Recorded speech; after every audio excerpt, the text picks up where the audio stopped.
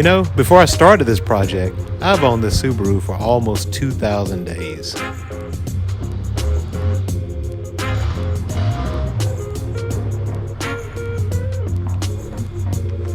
My plans for the Subaru was total WRX, STI swap, turbo, drivetrain, manual transmission, coilovers, lowered aero package. But I have a kid in school and work, and he needed a car. With 195,600 something miles on that old engine, it had seen better days. Jiminy Christmas. Oil leaking from the passenger side cylinder head, rod knock. I don't know if it was a rod knock or if it was a piston bearing knock, but it had a knock, so it had to go.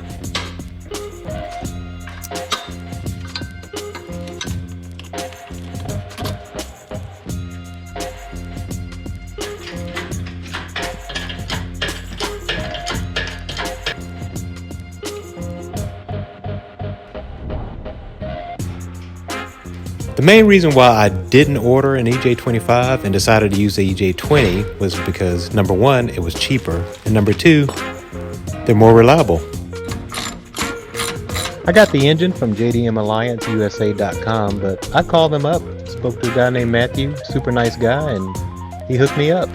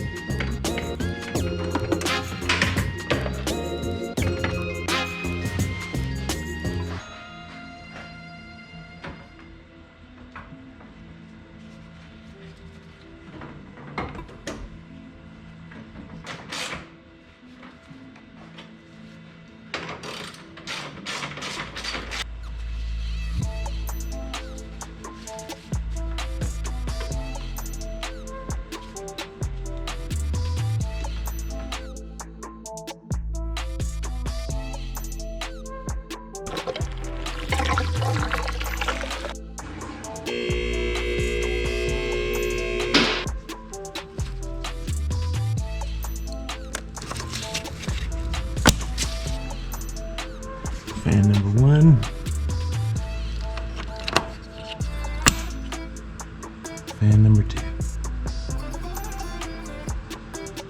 Exhaust manifold bolts left to go in.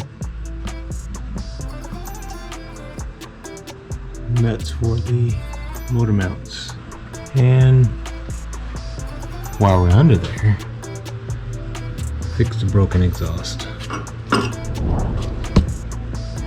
That'll be great.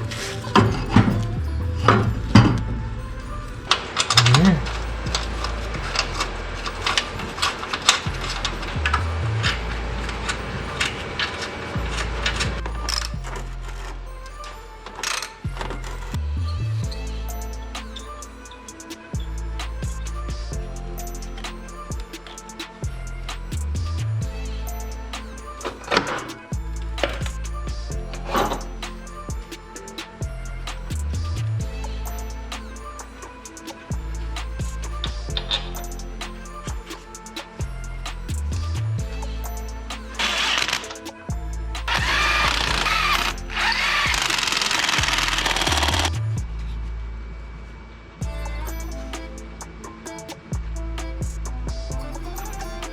My hoses are done, looking tidy.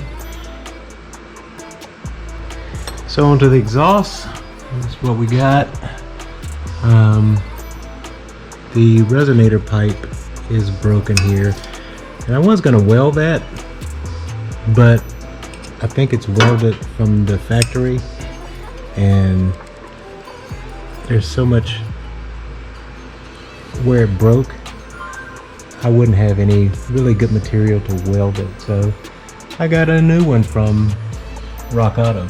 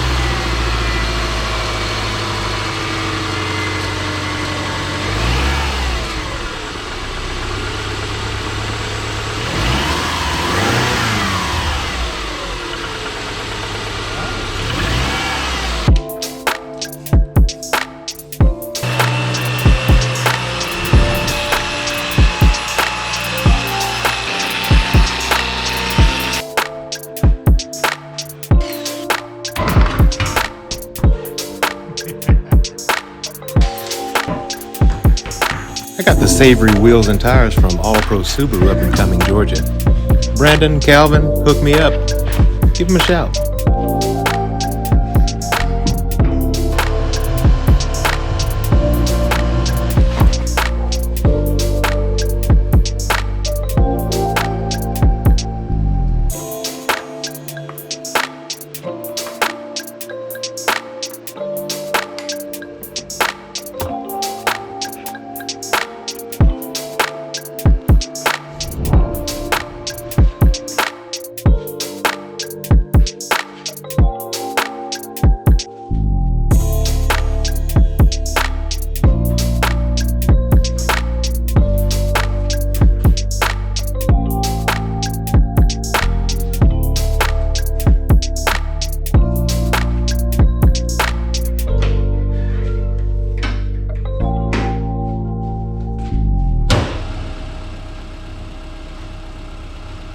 Three things left to finish this project, and I'm going to be done today.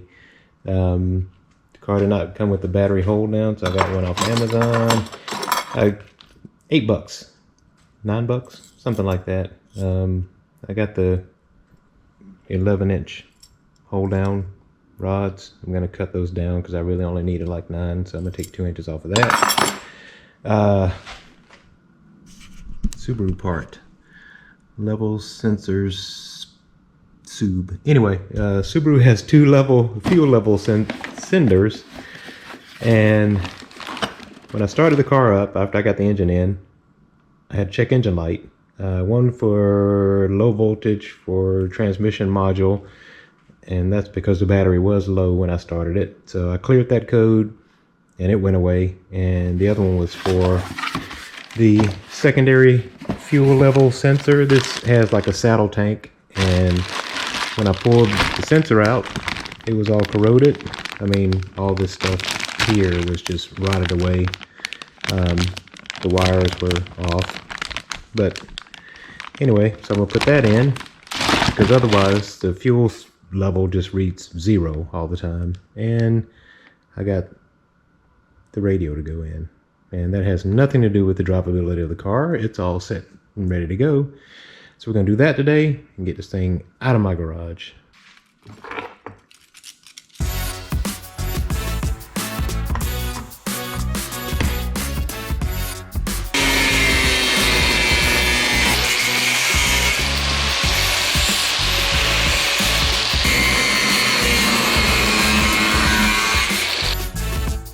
It's adjustable to the width of your battery. I already adjusted it.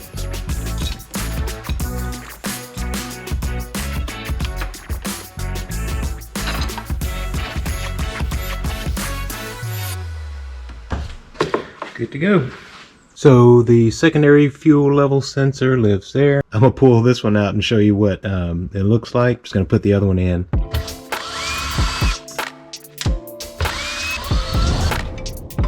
Connection, hose clamp, that's it.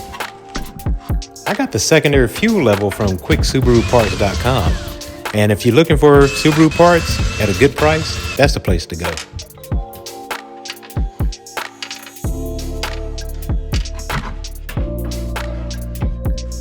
That's the part that's corroded and gone.